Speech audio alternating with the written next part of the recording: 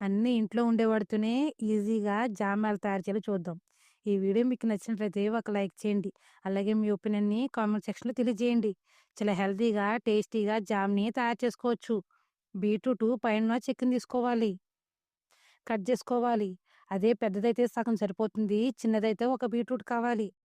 యాపిల్‌ని శుభ్రంగా కడుక్కొని లోపలున్న గింజలను తీసి కట్ చేసుకోవాలి. స్టవ్ మీద బాండీ పెట్టుకొని సగానికి వాటర్ పోసుకోవాలి. హోల్ స్కిన్ పెట్టుకొని వాటర్‌ని వేడి చేసుకోవాలి. వాటర్ అనేది వేడైన తర్వాత మనం కట్ చేసుకున్న యాపిలు, బీట్రూటు అవి వేసుకోవాలి. మూత పెట్టుకొని 10 నిమిషాల పాటు ఉడికించుకోవాలి.